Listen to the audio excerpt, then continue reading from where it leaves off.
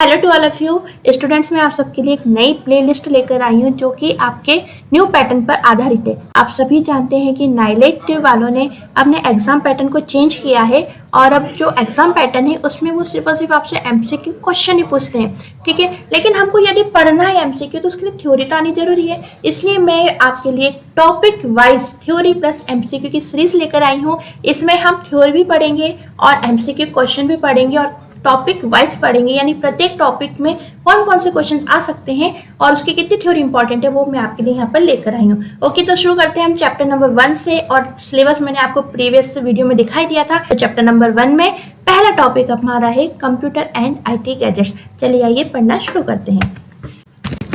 सबसे पहले तो हम जान लेते हैं कंप्यूटर के बारे में। ओके, यहाँ पे सबसे पहले जानिए कंप्यूटर की हमें आवश्यकता ही क्यों पड़ी।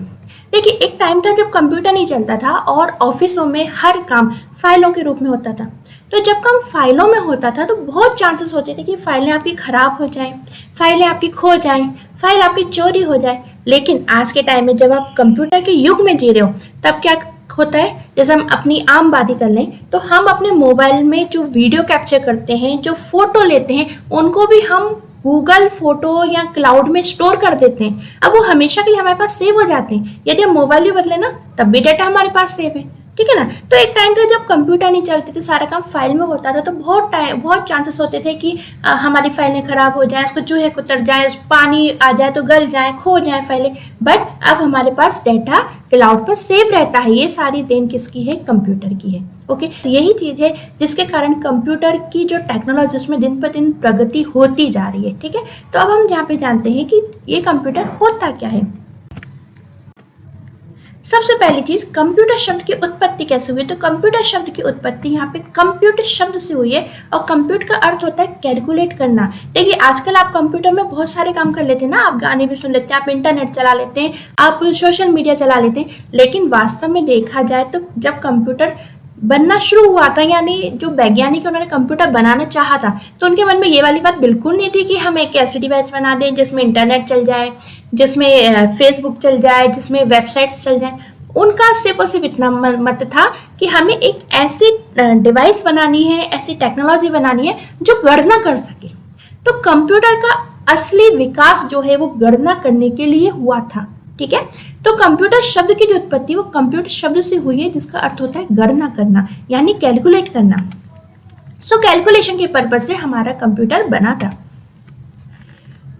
तो कैलकुलेशन के पर्पज से ही बना था और एक मशीन बनी थी। तो सीधी सी बात है, कोई भी काम मशीन से होता है तो बहुत फास्ट होता है। तो अगर वो कैलकुलेशन से तो यदि वो अगर कैलकुलेशन के पर्पज से ही बना था तो सीधी सी बात है, कंप्यूटर एक ऐसी डिवाइस होती है जो फास्ट अरिथमेटिक कैलकुलेशंस को परफॉर्म करती है। नेक्स्ट, कंप्यूटर को हम डेटा प्रोसेसर भी कहते हैं, क्योंकि बेसिकली कंप्यूटर के अंदर होता क्या है, कंप्यूटर के अंदर डेटा होता है जो कि मानव के द्वारा दिया जाता है, ठीक है। कंप्यूटर तो एक मशीन है, अपने आप तो कोई काम करेगी नहीं, तो इसको मानव के द्वारा डेटा दिया जाता है। उसी डेटा को कंप्यूटर प्रोसेस करता है और प्रोसेस करके एक आउटपुट जनरेट करता है।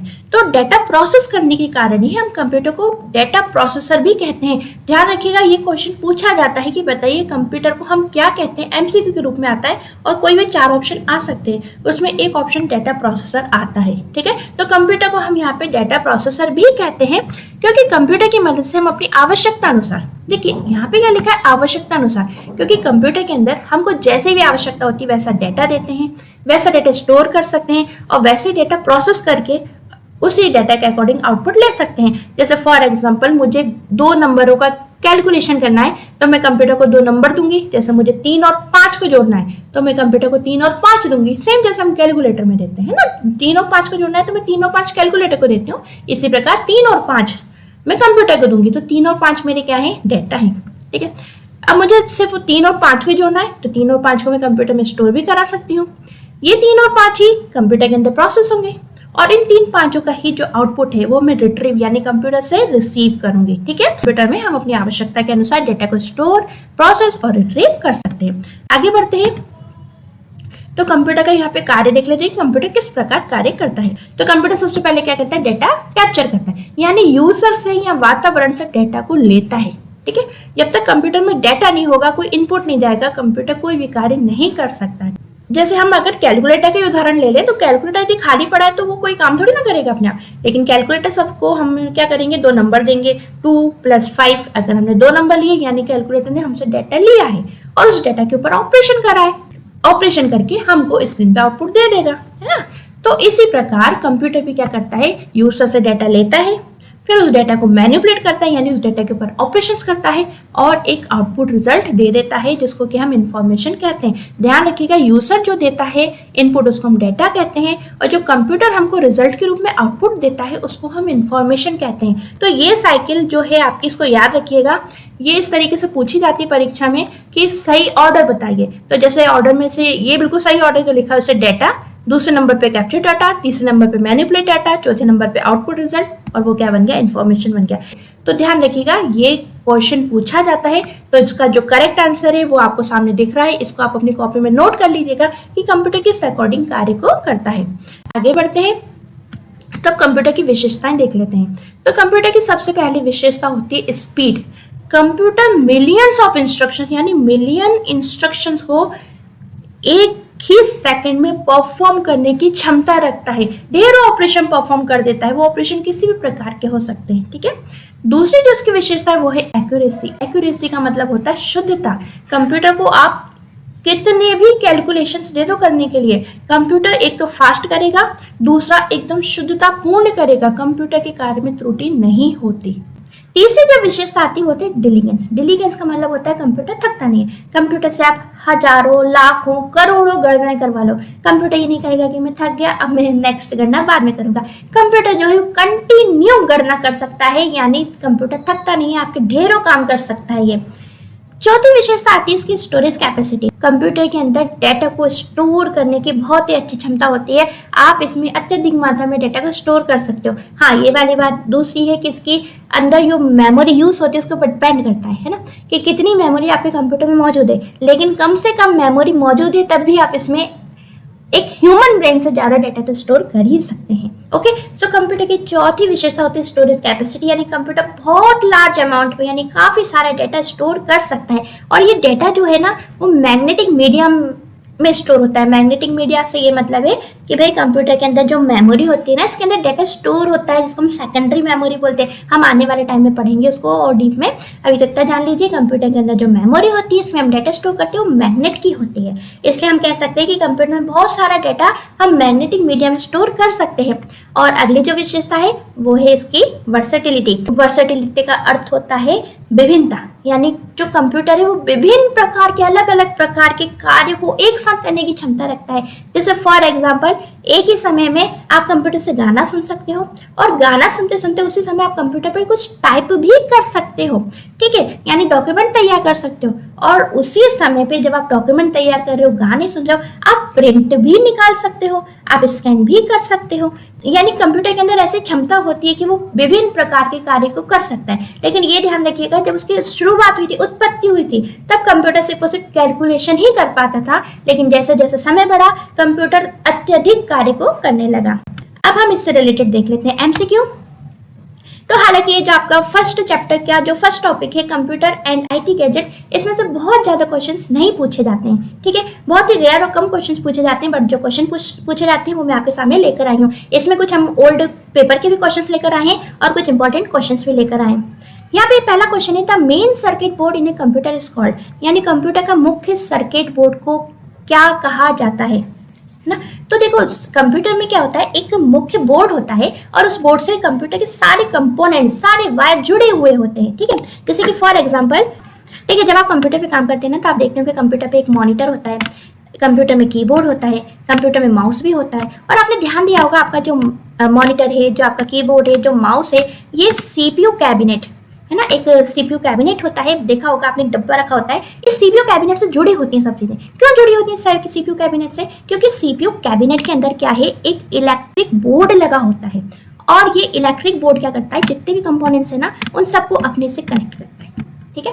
तो एक बोर्ड लगा होता है, इलेक्ट्रिक बोर्ड होता है सीपीयू कैबिनेट के अंदर, और उस इलेक्ट्रिक बोर्ड से सारे के सारे कंपोनेंट्स, सारी की सारी चीजें क्या है, कंप्यूटर की कनेक्ट होती हैं। तो इसी कारण हम इस इलेक्ट्रिक बोर्ड को मदरबोर्ड कहते हैं, क्योंकि यहाँ पे नाम से समझ जाइए, एक माँ होती है घर में जो सबको जोड़ के रखती है। इसी प्रकार सीपीयू में भी एक मदरबोर्ड होता है जो कि इस कंप्यूटर के सारे कंपोनेंट्स को, सारी चीजों को जोड़ कर रखता है, ठीक है। तो इस कंप्यूटर के अंदर यूज होने वाली हर एक चीज इस बोर्ड पे ही जुड़ी होती है, और इसी बोर्ड को हम मदरबोर्ड कहते हैं। इस बोर्ड को हम मेन सर्किट बोर्ड भी कहते हैं। फाइन, तो चलिए ये देख लेते हैं इसके ऑप्शंस क्या क्या होते हैं।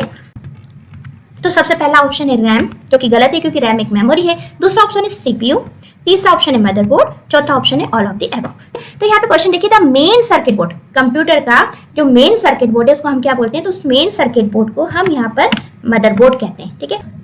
नेक्स्ट क्वेश्चन की तरफ मूव करते हैं। तो हमारा नेक्स्ट क्वेश्चन कहता है which characteristics of computer distinguish it from electronic calculator, यानी कंप्यूटर की ऐसी कौन सी विशेषता है जो इलेक्ट्रॉनिक कैलकुलेटर से उसको अलग करती है। तो ऐसी कौन सी विशेषता है जो हमारे कंप्यूटर को इलेक्ट्रॉनिक कैलकुलेटर, यानी जो कैलकुलेटर पे हम गणना करते हैं, उससे अलग करती है। तो ऑप्शन देख लेते हैं।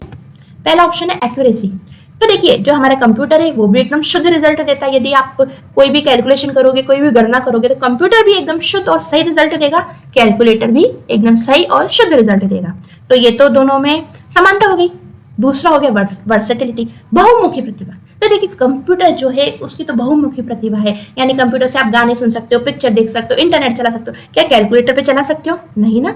तो बस ये दोनों में समानता नहीं है, ये दोनों में असमानता है। तो यहाँ तक कि हमारा सही आंसर कौन सा मिलना चाहिए, यहाँ पे हमारा सही आंसर मिलना चाहिए वर्सेटिलिटी, ठीक है। लेकिन हम और भी ऑप्शन देख लेते हैं। तीसरा ऑप्शन आता है स्टोरेज, ठीक है। स्टोरेज यानी डाटा को स्टोर करना। तो देखिए, कंप्यूटर में भी डाटा स्टोर होता है और कैलकुलेटर में भी डाटा स्टोर होता है, ठीक है। आगे बढ़ते हैं तो ऑटोमेटिक। तो देखिए, कंप्यूटर में भी हम सिर्फ और सिर्फ जैसे 2 नंबर दिए तो हमने 5 और 3 नंबर दिए और बोला प्लस कर दो, तो उसने अपने आप प्लस कर दिया। कैलकुलेटर में भी 5 और 3 हम देते हैं और प्लस का साइन लगा देते हैं तो उन्हें जोड़ दे, कैलकुलेटर भी अपने आप जोड़ देता है। तो ये 3 तो समानता है, और ये जो वर्सेटिलिटी है ये क्या है, ये असमानता है, ठीक है। तो हमारा क्वेश्चन यही पूछा गया है कि कंप्यूटर और कैलकुलेटर में कौन सी असमानता यानी क्या अंतर है। तो दोनों में अंतर आता है वर्सेटिलिटी यानी बहुमुखी प्रतिभा। आगे बढ़ते हैं तो अब नेक्स्ट क्वेश्चन देख लेते हैं। Which of the following is the correct order of the 4 major functions of a computer. Computer में जो फंक्शंस होते हैं यानी कंप्यूटर के जो कार्य होते हैं उसका एक सही क्रम बताना है। तो यहाँ पे देखिए, अभी मैंने आपको एक डायग्राम बताया था। यदि आप इस डायग्राम पर आते हैं तो देखिए, ये जो डाटा है ये आपका क्या है, इनपुट है, यानी यूजर के द्वारा जो इनपुट होता है, यानी कह सकते हैं कि यूजर के द्वारा जो इनपुट दिया जाता है उसको हम डाटा कहते हैं। इस डाटा को कंप्यूटर क्या करता है, एक्सेप्ट करता है। एक्सेप्ट करने के बाद जो मैनिपुलेटिंग डाटा है, इसका मतलब वो इस इनपुट जो, यानी जो कंप्यूटर ने इनपुट लिया है उसके ऊपर वो क्या कर रहा है, मैनिपुलेट कर रहा है, यानी उस डाटा को क्या कर रहा है, प्रोसेस कर रहा है। और प्रोसेस करने के बाद फिर क्या करता है, वो आउटपुट जनरेट करता है। और ये जो आउटपुट जनरेट होता है ना, ये जो रिजल्ट आता है जो कंप्यूटर देता है हमको आउटपुट, इसको हम इंफॉर्मेशन भी कहते हैं। मैं यहाँ पे लिख रही हूँ क्योंकि प्रॉपर लिखा नहीं हो रहा, ठीक है। यहाँ पे लिखा हुआ इंफॉर्मेशन। तो ध्यान रखिएगा, कंप्यूटर यूजर से क्या करता है, डाटा के रूप में इनपुट लेता है, जिसको हम बोल सकते हैं कैप्चर डाटा, ठीक है। फिर जो कैप्चर हुआ है डाटा उसके ऊपर क्या करता है, मैनिपुलेशन यानी ऑपरेशंस परफॉर्म करता है, जिसको हम प्रोसेस भी कहते हैं, ओके। और फिर प्रोसेस करने के बाद वो हमको एक आउटपुट देता है और इस आउटपुट को हम इंफॉर्मेशन भी कहते हैं। तो यहाँ पे ध्यान रखना, यूजर द्वारा दिया गया इनपुट डाटा कहलाता है और कंप्यूटर द्वारा दिया गया आउटपुट इंफॉर्मेशन कहलाता है। ये अपनी कॉपी में आप नोट कर लीजिएगा, बात बहुत इंपॉर्टेंट है, जरूर ये क्वेश्चन पूछा जाता है, ओके। तो ये ऑप्शन हमारे सामने आ गया। तो देखिए, सही आंसर क्या होगा, तो प्रोसेस तो पहले हो ही नहीं सकती, सबसे पहले क्या होता है, इनपुट ही होता है। अच्छा, इसने इनपुट के बाद सीधा आउटपुट दे दिया, तो ये तो हमारा ऑप्शन यही गलत हो गया, है ना। देखो, पहला तो इसलिए गलत हो गया कि पहले वाले ने पहली प्रोसेस बोल दी, तो पहले प्रोसेस तो हो ही नहीं सकती ना। कंप्यूटर में हमेशा पहले इनपुट जाता है और उसके ऊपर प्रोसेस होती है। दूसरे में इनपुट तो हमारा सही है, लेकिन इनपुट जाने के बाद प्रोसेस होती है ना, तो इसने क्या किया, आउटपुट दे दिया, तो बिल्कुल गलत है। तीसरे में आया तो इसने प्रोसेस बता दिया, तो भाई यही गलत हो गया क्योंकि सबसे पहले इनपुट जाता है। चौथे ऑप्शन पे आते हैं तो देखो, इनपुट, पहले इनपुट देगा यूजर, फिर उस दिए गए इनपुट के ऊपर प्रोसेस होगी, प्रोसेस हो जाने के बाद वो आउटपुट में कन्वर्ट हो जाएगा, यानी कंप्यूटर जो है प्रोसेस करने के बाद एक आउटपुट जनरेट करेगा, और जो आउटपुट जनरेट होगा ना वो कंप्यूटर की मेमोरी में स्टोर भी हो जाएगा, तो स्टोरेज भी आ गया। तो इसलिए ऑप्शन नंबर डी यानी जो हमारा लास्ट ऑप्शन है ये एकदम करेक्ट है। आगे बढ़ते हैं तो नेक्स्ट क्वेश्चन आता है the brain of a computer. Important question है कि the brain of computer which keeps peripheral under its control is called. तो देखिए कंप्यूटर का ब्रेन जो है ना वो सीपीयू कहलाता है। अभी हमने डिस्कस किया था कि एक सीपीयू कैबिनेट होता है, ठीक है, जो कि आपके मॉनिटर को, आपके कीबोर्ड को, आपके माउस को, सबको क्या करता है, कनेक्ट करता है, ठीक है। इस सीपीयू कैबिनेट के अंदर क्या है, हमने देखा था इस सीपीयू कैबिनेट के अंदर एक इलेक्ट्रिक बोर्ड होता है जिसको मदर बोर्ड कहते हैं। इलेक्ट्रिक बोर्ड यानी मदर बोर्ड है, ये तो क्या करता है कि केवल केवल कनेक्ट करता है सारी डिवाइसेस को, लेकिन इन सारी डिवाइसेस को कंट्रोल कौन करता है, तो सीपीयू कैबिनेट के अंदर, सॉरी बाहर निकल गया, ये सीपीयू चिप है ना, ये सीपीयू कैबिनेट के अंदर होती है। तो सीपीयू कैबिनेट के अंदर एक सीपीयू चिप होती है और ये सीपीयू चिप जो है वो सारी के सारी जितनी भी डिवाइसेस इससे कनेक्ट है उन सबको कंट्रोल करती है, ठीक है। यहाँ पे एक बात तो जान लीजिए, यहाँ पे एक वर्ड यूज हो रहा है पेरिफेरल। पेरिफेरल हम किन्हें बोलते हैं, पेरिफेरल वो सभी डिवाइसेस है जिनको हम बाहरी रूप से कंप्यूटर से जोड़ते हैं, जैसे कि मॉनिटर का एक वायर होता है और इस वायर को हम सीपीयू से जोड़ते हैं, है ना। तो हम बाहर से जोड़ रहे हैं ना, मतलब बाहर से एक वायर दे रहे हैं और वायर को कनेक्ट कर रहे हैं सीपीयू से। तो जो बाहर से हम जितनी भी चीजों को जोड़ते हैं ना, चाहे मॉनिटर हो गया, चाहे आपका कीबोर्ड हो गया, चाहे आपका माउस हो गया, चाहे आपका स्पीकर हो गया, इनको हम बाहर से जोड़ रहे हैं, वो सभी पेरिफेरल डिवाइसेस कहलाती हैं। अब आप कहेंगे सारी डिवाइसेस से जुड़ती हैं, तो ऐसा कुछ नहीं है। कुछ डिवाइसेस सीपीयू के अंदर ऑलरेडी मौजूद होती हैं, जैसे कि एग्जाम्पल ले लें तो रैम एक मेमोरी होती है ना। तो जो रैम है वो क्या बाहर से अलग से जोड़ते हो, नहीं जोड़ते ना, रैम तो सीपीयू कैबिनेट के अंदर मौजूद होती है, सीपीयू कैबिनेट के अंदर होती है। तो जो सीपीयू कैबिनेट के अंदर ऑलरेडी मौजूद है, जिसको आपको बाहर से नहीं जोड़ना पड़ रहा, वो पेरिफेरल डिवाइसेस नहीं होती, ध्यान रखिएगा। तो पेरिफेरल डिवाइसेस वही डिवाइसेस होती हैं जो बाहरी रूप से सीपीयू कैबिनेट से जोड़ी जाती हैं, ठीक है ना। आगे बढ़ते हैं, तो हमारा नेक्स्ट क्वेश्चन आता है और ये क्वेश्चन इंपॉर्टेंट भी है क्योंकि ये जनवरी 2022 में पूछा गया क्वेश्चन है, ठीक है। जनवरी 2022 के एग्जाम में क्वेश्चन आया है। क्वेश्चन ये बोल रहा है किसी दस्तावेज में डैश और जिस क्रम में इसे प्रस्तुत किया जाता है उसे दस्तावेज की तार्किक संरचना के रूप में संदर्भित किया जाता है। यानी कि आपके डॉक्यूमेंट के अंदर यदि कोई भी चीज लिखी हुई है तो उसको एक प्रॉपर ऑर्डर में या एक लॉजिकल स्ट्रक्चर के रूप में प्रेजेंट किया जाता है, तो क्या हो सकती है वो चीज। तो यहाँ पे देखिए बहुत ही इंपॉर्टेंट क्वेश्चन है और थोड़ा समझने लायक क्वेश्चन भी है। यहाँ पे सही आंसर हो जाएगा इंफॉर्मेशन। देखिए इंफॉर्मेशन क्या होता है, मैंने अभी आपको बताया था, इंफॉर्मेशन एक आउटपुट होता है जो कि कंप्यूटर हमको देता है, ठीक है। तो जो आउटपुट आता है, जो इंफॉर्मेशन आती है, वो किस आधार पे आएगी, वो उसी आधार पे आएगी जिस हिसाब से यूजर ने उसको इनपुट दिया है। तो जैसा आप इनपुट दोगे वैसे डेटा प्रोसेस होगा और उसी के अकॉर्डिंग आउटपुट जनरेट होगा। तो चलिए इसका हम थोड़ा सा एक्सप्लेनेशन में देख लेते हैं। इस एक्सप्लेनेशन में देखिए ये इतनी लाइन, यहाँ तक की लाइन तो हमारी सेम क्वेश्चन की है ना, जो कि हम डिस्कस करके आ चुके हैं कि डॉक्यूमेंट के अंदर इन्फॉर्मेशन ही एक ऐसी चीज है जो जैसा यूजर देता है उसी तरीके से हमें आउटपुट के रूप में मिलती है और एक लॉजिकल स्ट्रक्चर के रूप में, यानी प्रॉपर तरीके से लॉजिकली तैयार की हुई रिपोर्ट यानी आंसर हमको मिलता है।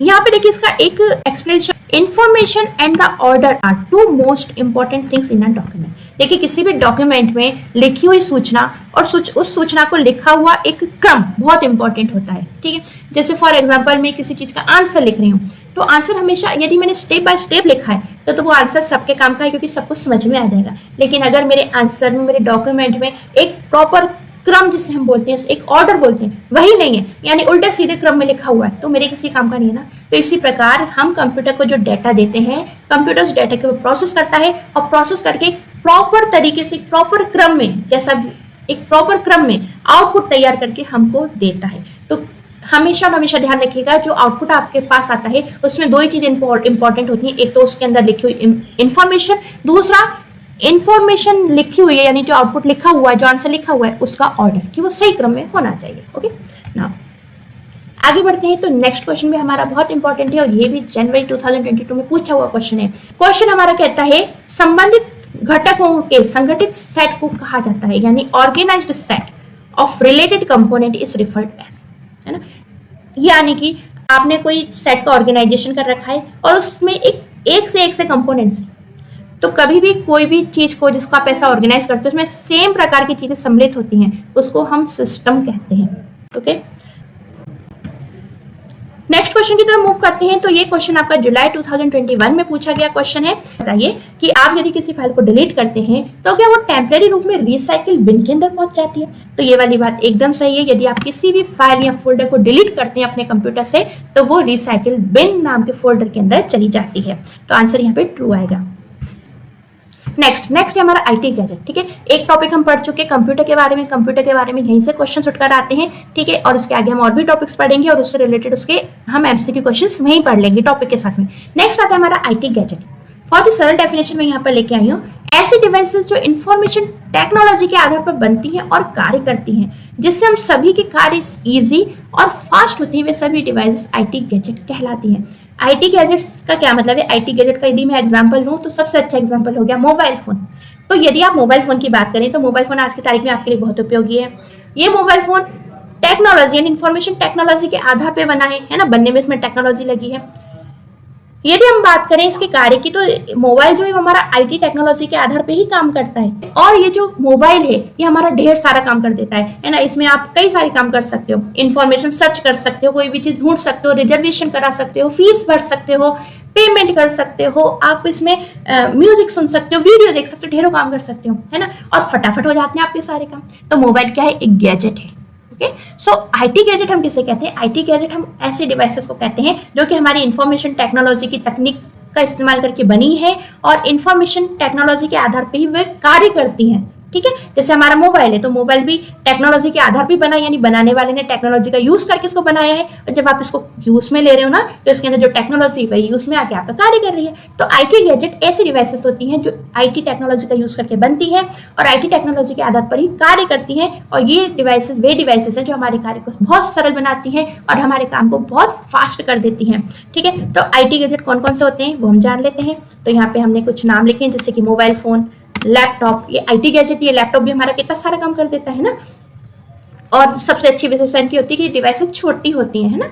टैबलेट आप जानते हो मोबाइल का थोड़ा सा बड़े रूप में आता है, उसे हम टैबलेट कहते हैं। पीडी होता है पर्सनल डिजिटल असिस्टेंट। देखिए यहाँ पे मैंने ये डायग्राम बनाया हुआ है, इसको हम क्या बोलते हैं? Personal digital assistant. ये एक तरीके से आपकी डिजिटल डायरी होती है। जैसे आपने देखा होगा ना, पुराने लोग होते हैं वो फोन नंबर है डायरी में लिख लेते हैं, जरूरी मीटिंग होती है डायरी में लिख लेते हैं। उसी प्रकार से एक डिवाइस आती है, इसके साथ में एक पेन भी आता है। इसकी मदद से आप इस डिजिटल डायरी के अंदर, यानी जिसको हम पीडीए कहते हैं, इसके अंदर आप अपनी इंफॉर्मेशन लिख सकते हो, यानी आप अपनी मीटिंग की डेट लिख सकते हो। इसके अंदर आप किसी के कॉन्टेक्ट नंबर लिख सकते हो, कोई जरूरी बात है, कोई जरूरी नोट है, आप इसके अंदर बना सकते हो, ठीक है ना।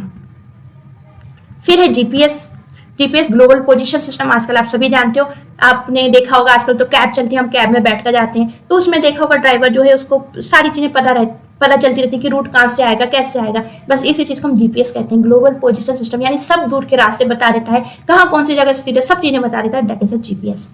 टेलीफोन, हम सभी जानते हैं टेलीफोन को। रोबोटिक्स डिवाइस कैसी होती है? इस तरीके से रोबोट जैसी डिवाइस होती है। तो ये आजकल आप सभी जानते हो कि कोई इंडस्ट्री है, कोई कंपनी, वहाँ पे रोबोट्स का यूज होता है। रोबोट्स जो मशीनें हैं वो सारी कार्य करती हैं, जैसे कि पॉलिथीन को पैक करना, पॉलिथीन के अंदर सामान भरना, रोबोटिक्स है ना। तो रोबोटिक्स तो आजकल हर जगह यूज होते हैं, तो रोबोटिक्स टेक्नोलॉजी तो हर जगह यूज होती है। रोबोट को हम अधिकतर जगह यूज करने लगे। हमने देखा होगा तो कोरोना काल में विदेशों में कई हॉस्पिटल्स ऐसे थे जहाँ पे रोबोट को हमने नर्स की जगह खड़ा कर दिया था, ठीक है। तो नर्स की जगह रोबोट काम करता था, वही पेशेंट को दवाइयां देता था, इस तरीके का कार्य करता था। तो रोबोट्स, आई थिंक आप सभी जानते होंगे कि रोबोट एक ऐसी मशीन होती है जो इंसान की तरह कार्य को कर लेती है, ठीक है।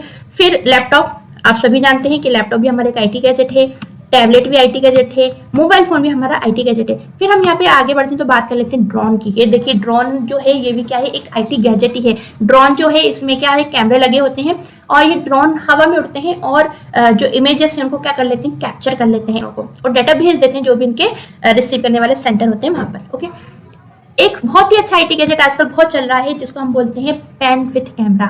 एक ऐसा पेन है जिसमें कैमरा लगा होता है, यानी पेन का काम तो करेगा, लिखेगा सही, लेकिन इसमें कैमरा भी, यानी इसमें रिकॉर्डिंग भी हो रही है। अच्छा, इसमें आप गाने भी सुन सकते हो और बहुत अच्छी बात ये भी जान लो कि इसमें मेमोरी कार्ड भी उसमें आ जाता है, यानी आप इसके अंदर जो आपने कैप्चर किया उसको सेव भी कर सकते हो। ओके, फिर हम कोई आईटी गैजेट देखते हैं बहुत अच्छा, तो वो है आपके स्मार्ट वॉच। ये बिल्कुल एंड्रॉइड मोबाइल फोन की तरह कार्य करती है, ठीक है। आपके हाथ में पहना हुआ एक छोटा सा एंड्रॉइड मोबाइल फोन ही है ये, ठीक है। इसमें आप गाने सुन सकते हो, व्हाट्सएप देख सकते हो, इसमें आप वो सारे काम कर सकते हो लगभग जो कि आपके एंड्रॉइड मोबाइल फोन में होते हैं। कॉल भी रिसीव कर सकते हो इवन, और इससे आप कॉल भी कर सकते हो। फिर आता है तो हमारा ये चश्मा दिख रहा है आपको, इसको हम गूगल ग्लास बोलते हैं। गूगल ग्लास क्या है? इसमें देखिए, यदि आप गौर से देख पा रहे हैं तो यहाँ पे देखिए कैमरा लगा हुआ है, ठीक है। जब इस ग्लास को आप पहन लेते हैं तो आप इसमें कीबोर्ड का यूज तो नहीं करते, लेकिन ऑडियो के थ्रू आप इनपुट दे सकते हैं। जैसे आपको कोई भी चीज सर्च करनी है ना तो बोल दो, जैसे आप बोलोगे तो ये जो गूगल ग्लास है ना, इसकी स्क्रीन पे आपको आंसर या जो वेबसाइट है वो शो होने लगेगी। अच्छा, ये जो गूगल ग्लास है या तो बोलने के आधार पे आपसे इनपुट लेता है या जगह के आधार पर। जगह के आधार पर कैसे, जैसे कि मान लो कि आप एयरपोर्ट पर है ना, तो अब गूगल ग्लास जान जाएगा कि आपकी लोकेशन क्या है, एयरपोर्ट है, तो एयरपोर्ट में जो फ्लाइट्स उड़ रही हैं, आने वाली हैं, उन सब की इन्फॉर्मेशन आपको इस चश्मे में मिलती जाएगी। ओके, सो ये भी क्या एक तरीके से आपका जो एंड्रॉइड मोबाइल फोन में आप डाटा सर्च करते हो ना, उसके जैसे ही हो गया है ना। इसमें भी आपको इस चश्मे पे लेंसेज पे जो डाटा है वो सारा के सारा दिख जाता है। अब यहाँ से बहुत ज्यादा क्वेश्चंस नहीं आते, नॉर्मल क्वेश्चंस आते हैं, जैसे कि हमने यदि अभी डिस्कस किया था तो ऐसा पूछा जाता है, बताइए क्या जो ड्रोन है ये एक IT गैजेट है? हाँ, यस। पूछा जाता है कि जो पेन विथ कैमरा है क्या इसके अंदर मेमोरी कार्ड भी यूज होता है? आंसर आ गया आपका यस। ओके, पूछा जाता है कि जो गूगल ग्लासेस हैं क्या इसमें कैमरा लगा होता है? हाँ, बिल्कुल लगा हुआ होता है। पूछा जाता है गूगल ग्लासेस में इनपुट कहाँ से जाता है? तो या तो ऑडियो फॉर्म में जाता है या फिर लोकेशन के आधार पर जाता है। इस तरीके के क्वेश्चंस यहाँ पर आते हैं और बहुत कम आते हैं, इसलिए मैंने यहाँ पे बताए लिखे नहीं है, आपको ओरली बता दिया, आप कॉपी में नोट कर लेना। जो यहाँ से इंपॉर्टेंट क्वेश्चन पूछा जाता है वो आपका आता है what is PDA, personal digital assistant के बारे में पूछा जाता है। तो यहाँ पे ऑप्शन देख लीजिए, PDA क्या होता है? Personal digital assistant. हाँ, बिल्कुल सही बात है। अच्छा, दूसरा ऑप्शन इसने पूछा है fit in palm in hand. अच्छा, जब भी आपके MCQ आते हैं ना, पहला आंसर सही लग जाए तो कभी उसको टिक मत खरियाना, आप उसके अन्य ऑप्शन भी जरूर देखना है ना। तो पहला ऑप्शन तो हमारा एकदम सही है, लेकिन फिर भी हम अन्य ऑप्शन पढ़ेंगे। ये कह रहा है fit in palm in hand, इसका ये मतलब है क्या जो PDA है वो आपके हाथों की हथेली पर आ जाता है? बिल्कुल आ जाता है, तो ये ऑप्शन भी हमारा सही हो गया। तीसरा पर्सनल ऑर्गेनाइजेशन। देखो, PDA को हम क्या बोल रहे हैं? डिजिटल डायरी बोल रहे हैं, यानी आप इसमें अपनी पर्सनल चीजों को ऑर्गेनाइज कर सकते हो, पर्सनल चीजों को लिख के नोट करके रख सकते हो, तो पर्सनल ऑर्गेनाइजर भी हो गया, बिल्कुल सही बात है। पाम टॉप कंप्यूटर, पाम यानी जो आपकी हथेली में आ जाए वो कंप्यूटर कहलाता है पाम टॉप कंप्यूटर। तो एक तरीके से जो PDA है, जो डिजिटल डायरी, वो आपके हाथों में चलने वाला एक छोटा सा कंप्यूटर ही है ना, एक कंप्यूटर का छोटा सा स्वरूप है ये PDA। तो ये इसको हम पाम टॉप कंप्यूटर भी बोल सकते हैं। तो अगला ऑप्शन आ गया ऑल ऑफ द अबव। तो हमारा जो सही आंसर है वो क्या हो जाएगा यहाँ पे? All of the above. ये बहुत इंपॉर्टेंट क्वेश्चन है, आप अपनी कॉपी में जरूर नोट कर लीजिएगा। अच्छा, पाम टॉप में हमने भी बात की थी कि जो पाम टॉप है उसके अंदर आप मीटिंग लिख सकते हो कि हमारी कब कहाँ मीटिंग है, कोई भी जरूरी पॉइंट्स उनको लिख सकते हो आप। पर्सनल डिजिटल असिस्टेंट जो आपकी डायरी है इसमें कॉन्टैक्ट नंबर लिख सकते हो। इसके अलावा PDA में और भी कई सारे काम होते हैं, जैसे एड्रेस बुक, ये आपको एड्रेस बता सकती है, यानी आप सबके एड्रेस जो है इसके अंदर लिख के रख सकते हो, तो एड्रेस बुक की तरह भी कार्य करती है। कैलकुलेटर, PDA डिवाइस जो है इसके अंदर कैलकुलेटर मौजूद होता है, यानी आप इसमें कैलकुलेशंस कर सकते हो। इंटरनेट, आप इसमें इंटरनेट चला सकते हो। क्लॉक, PDA जो डिवाइसेस के अंदर क्लॉक भी मौजूद होती है और कैलेंडर भी मौजूद होता है। ओके, तो हो सकता है PDA में ये ऑप्शन भी पूछ ले जाए कि बताइए क्या PDA में कैलकुलेटर होता है? तो आंसर क्या हो जाएगा? यस। तो इस पॉइंट को आप लिख लीजिएगा कॉपी में, यानी ये एक क्वेश्चन है लेकिन ये 3-4 क्वेश्चनों का समावेश है। फिर हम देखते हैं नेक्स्ट क्वेश्चन। तो नेक्स्ट क्वेश्चन आता है PDA is known as. PDA को हम क्या कह सकते हैं? क्या हम पर्सनल कंप्यूटर कह सकते हैं? क्या हम इसको लैपटॉप कह सकते हैं? क्या हम इसको टैबलेट कह सकते हैं? क्या हम इसको हैंड हेल्ड डिवाइस कह सकते हैं? तो सही आंसर हम यहाँ पे हमारा क्या हो जाएगा? Hand held device. Hand held का मतलब ऐसी डिवाइस जो हम आपके हाथों में आ जाती है। देखिए, PDA एक पर्सनल डिजिटल असिस्टेंट है, एक डिजिटल डायरी की तरह है। अब आपको कि क्या हमारा ये कंप्यूटर है PDA, तो कंप्यूटर की तरह काम नहीं करेगा ये सारे। आपको कि मैं इससे गाने भी सुन लूँ, मैं इसमें वीडियो भी देख लूँ, मैं इसमें यूट्यूब भी चला लूँ, तो आप नहीं कर सकते। तो सेम जो काम PC में होता है वो लैपटॉप में होता है, बस आकार का ही अंतर आ गया। PC यानी कंप्यूटर जो डेस्क पर रखा रहता है, लैपटॉप यानी लैपटॉप जो है उसको आप कैरी कर सकते हो। तो दोनों चीजें सेम है, तो यहीं से आप समझ गए PDA दोनों में से कोई सा नहीं हो सकता। तीसरा है टेबलेट। टेबलेट क्या है? मोबाइल फोन से थोड़ा बड़ा रूप है। मोबाइल में तो आप सारे काम कर लेते हो जो आप कंप्यूटर में कर लेते हो, तो टैबलेट भी नहीं हो सकता। तो चौथा ऑप्शन है हैंडहेल्ड डिवाइस। हैंडहेल्ड डिवाइस हो सकता है। अच्छा, यहाँ से क्वेश्चन और बनता है, PDA के फादर पूछे जा सकते हैं। तो PDA के जो फादर है वो कौन है? जॉन स्कूली। ओके फ्रेंड्स, तो ये था हमारा आज का वीडियो लेक्चर कैसा लगा कमेंट बॉक्स में जरूर बताइएगा। मिलते हैं नेक्स्ट वीडियो लेक्चर में। Bye bye.